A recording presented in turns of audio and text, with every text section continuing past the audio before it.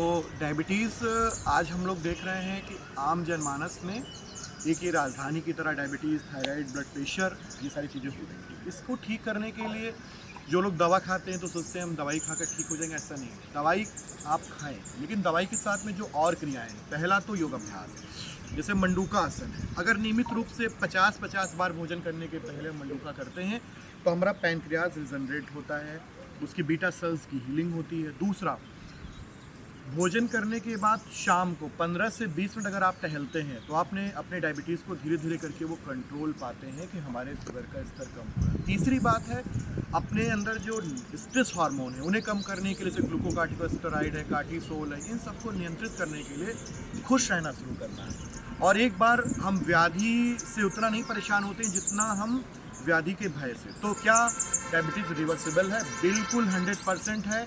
Type 2 जो आज 90% लोगों को हो रही है उन्हें करना। दूसरी बात, एक चीज़ और ध्यान रखनी है, हम लोग क्या करते हैं, जो चावल, आलू, रोटी, गेहूं की रोटी, ये सब आप इसको चीनी ही मानिए, तुरंत खाते हैं, हमारा ग्लूकोज लेवल तुरंत 200 ऊपर बढ़। अब शरीर को इंसुलिन निकालना पड़ता है उसके लिए। अब इंसुलिन करने के लिए आपका पैनक्रियाज बार बार कमज़ोर होने लगता है। तो प्रयास करिए कि अपने खाने को थोड़ा सा डिवाइड करिए। मिक्स आटा, मिलेट्स, मोटे अनाजों को हम लोग प्रयोग करें, आलू का प्रयोग कम करें, मीठा तो बिल्कुल रूप से कम लें, क्योंकि ग्लूकोज, अब हम लोग खूब सारा खाना करते हैं, रसगुल्ला खा लेते हैं, अब ग्लूकोज सूट हो गया, अब आपका लीवर बीमार। और दूसरा एक पद्धति और भी हमारे खाने की है, थोड़ा थोड़ा करके खाते रहते हैं बीच में। अब एक बार खाया फिर इंसुलिन निकला, फिर चाय पिया फिर इंसुलिन निकला, ऐसा ना करिए। भोजन को औषधि के रूप में कम से कम कर ग्रहण करिए। ब्लड प्रेशर आज एक बहुत आम समस्या है। ब्लड प्रेशर के लिए पहला तो ये है कि हमारी जो आर्टरी है अवस्थान रूप ये हार्ड होने लगती है, इसके अंदर गंदगी जमा हो जाती है, कोलेस्ट्रॉल जमा हो जाता है। ये क्यों होता है?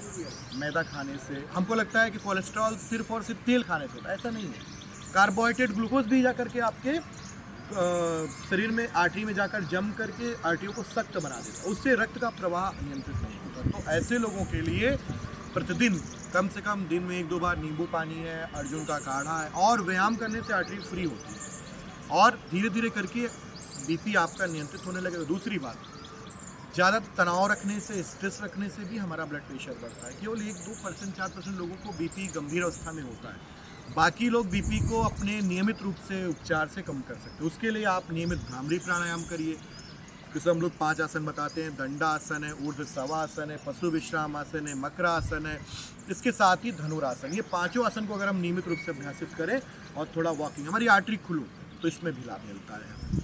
तीसरी, थायराइड एक ऐसी बीमारी है जो हम लोग देखते हैं कि आज जिसको हो गया वो एक गोली खा लेता है, सोचता हमारी ग्लैंड है। देखिए, ग्लैंड हमारे मस्तिष्क से ऑपरेट होती है। तो गर्भावस्था में अतिरिक्त तनाव में थायराइड लोगों को होता है। लेकिन जिनको भी ग्लैंड में तकलीफ है, आज ही अभ्यास करें उज्जाई प्राणायाम का, सिंहासन का।